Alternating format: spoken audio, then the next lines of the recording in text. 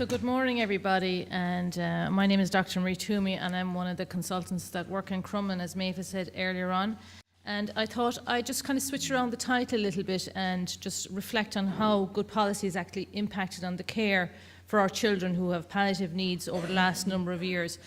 So I want to take you back to 2000, when I was a young NCHD full of enthusiasm and self-confidence and thought I could do anything. You know, I knew all there was to know about palliative care. So I was sent out to a home of a 14-year-old girl who had been discharged the day before, dying with acute leukemia. She was on a driver, had been started by the team in the hospital, the local hospital. And when I walked into the house, it was obvious that this child was actively dying. She was distressed in the bed, she was diaphoretic. So I was taken aback when I walked into the room, because I said, you know, I'm dealing with a child here. It hadn't really registered with me at the time. So what was I to do? I knew the medicines I should give, you know, from my adult training. I didn't know the doses. I had to ring actually Maeve on the phone, stand outside, you know, the parents, and say, what will I do here? The child was distressed. She hadn't PU'd with about a day, so this child probably needed a catheter. The public health nurse was coming later. The catheter bag was in, the catheter equipment was in the house, but I didn't know what to do with it, being, you know, an adult doctor. I knew she needed medications. I knew she needed midazolam at that moment while I was in the house, and indeed I did draw up the dose, having spoken with Maeve on the phone, but I didn't know how to access the CVAD. You know, I was used to different access in my training than what this child had coming from a hospital. So what was my resource in the house? The resource was the mother. The mother attached the syringe for me, and I gave the drug. I was happy to give the drug. I knew the drug to give. So that was the picture, you know, 17 years ago when I arrived out of this house. So how have we developed over time? So again, in the Republic of Ireland context, we had the palliative care needs assessment in 2005, and at that time it was estimated that approximately 1,400 children were living with life-limiting conditions. And I suppose recently we know that that figure was a huge underestimation, and a more recent figure really suggests that 3,800 children are living with life-limiting conditions, and probably about half of those children at some stage will need access to palliative care services. I suppose at that time there was a feeling that care was incoordinated. There needs to be more drive for more coordinated care. Parents were reporting back to us that the location was important, and especially to have the child at home with access to local respite facilities was very important for caring for their child at that time. They wanted access to professionals who were educated, who were trained, who were competent in delivering palliative care to their children. And also at this time, the concept of a key worker, the CON, was developed in terms of that families would hugely value having somebody that they could liaise with, that could liaise with the acute services for them, and you know, that they had a point of contact for when they were at home caring for their child. And also the importance of having medical and nursing specialists, such as our consultant paediatric with a special interest in palliative medicine, and also our clinical nurse specialist was very important at that time. So then we had the palliative care for children with life-limiting conditions in Ireland. A national policy was launched in 2009. And again, one of the strong key recommendations was a hospital-based provision of a specialist palliative care team. So this meant there was a core of expertise within the country that could disseminate information, education and competencies to the rest of us that were working out on the ground at that time. At this time, the care and outreach nurses, the CONs, as they were known at the time, were strongly recommended. So initially we had 8, and now we have 10, with hopefully the appointment of another one soon. Education and training were seen as hugely important, and again the Minister has alluded to this. So again, through the Centre of Nurse Education in Crumlin, different courses were offered depending on the expertise of the staff that were dealing with the children, and these have been hugely popular and highly evaluated and very relevant to people who are working on the ground. And again, bereavement services were seen as an important strand to take, an important development to take. And again, the development of the National Development Committee, which was a key, really, I think, recommendation of this policy at the time. So this gathered all the stakeholders together who were able to drive and direct and implement the policy to where we are today.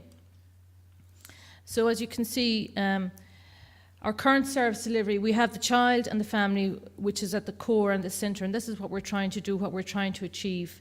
And again, you've all the, I don't know, does it project too well, you've all the ancillary services which are surrounding that. And again, it's about dipping in and out at different times during the child's trajectory at home.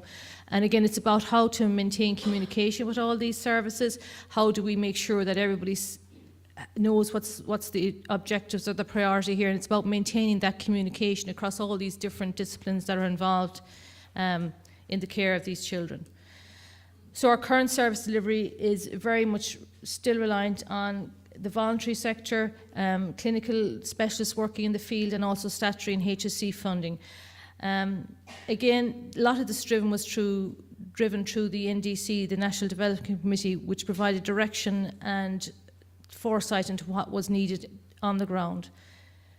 We're hopefully going to have a new consultant, Temple Street, in 2018, and this again will increase the core expertise that is needed really to lift all other boats in the country and to lift all our expertise.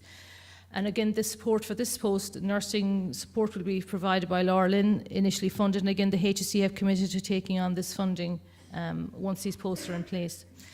Again, we're hugely dependent on nursing ons at home through the voluntary organisations and also through the HSC. This enables our children to be cared for at home because we can draw on the HSC as well as the voluntary organisations such as Jack and Jill, such as the Irish Cancer Society, which do the night nursing, etc., and the Laura Lynn at home as well.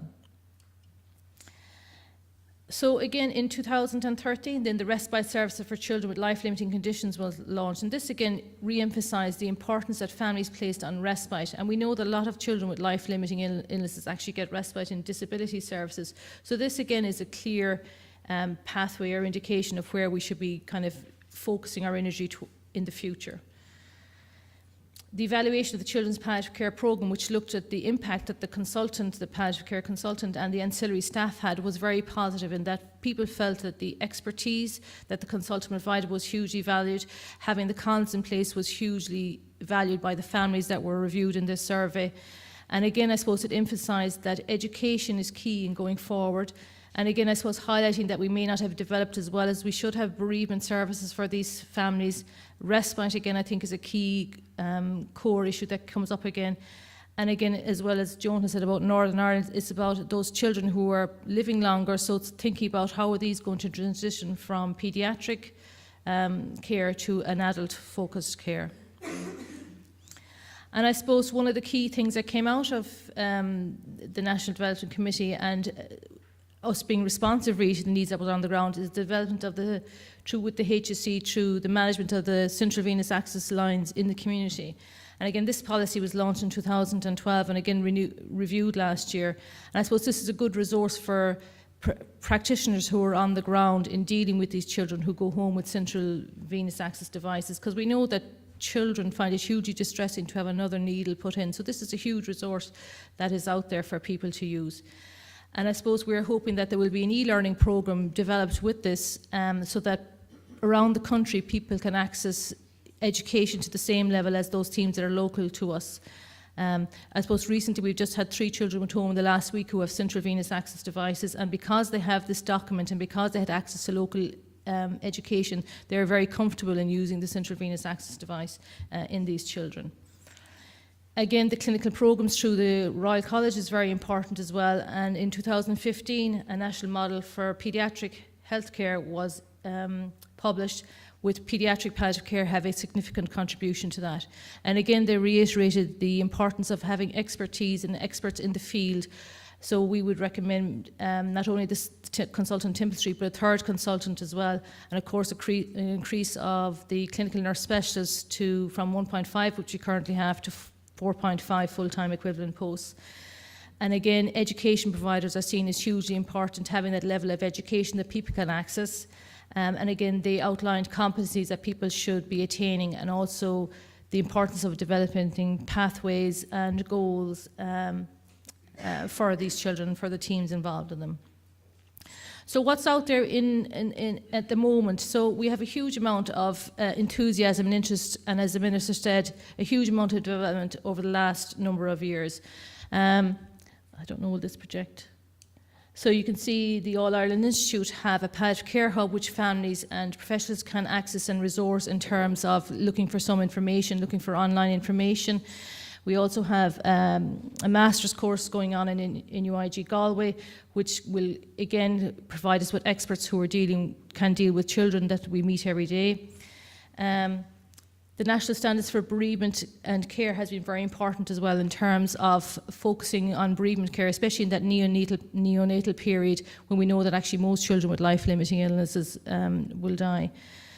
The St James's Hospital campus, the new children's hospital, will be a key development, and again I think the plan is that the team in Temple Street and the team in Crumlin will come together and form a larger team, and again we will have access hopefully to inpatient beds at that stage, so that will give a huge impetus and more expertise to the team. And also, I just put in here the APPM formally, because Dr. Mary Devons has contributed and as an editor contributed to this book, we have access to this. So again, you have on a practical level an access to a resource that is there for us to use in terms of dosing and drugs that we will use for our children, for the children that we meet. So again, just coming back to Molly, so thinking about where I was in 2000 and where I am now. So you can see she was distressed. I, as an adult physician, knew what to do, knew what medications to get, but I just didn't have the practicalities. But I suppose going to this home now, I would have my APPM formally, I would know what medications were needed, I would know what doses, I would be more comfortable in how to give the routes. I would have had read up on my central venous access device and hopefully, had some idea about what to do, not relying on the parents, because I felt it was hugely distressful for the mother to have to attach that. But again, I suppose parents, we know that parents are a huge resource in the community. So I would have had that training, be more confident about delivering drugs. And I would think that care really has greatly improved following on from policy development, looking that we are definitely seeing more children, especially more children in the non-malignant field, being able to die at home because of the resources that have been put in place, because of the policies and the driving factors that have been put in place for our children. So going forward, then I think we do still need some key areas of development, such as maybe bereavement services, respite services, further education, a renewed energy from the NDC in terms of driving direction and policy in the future, so that we continue to maintain this momentum going forward for these children.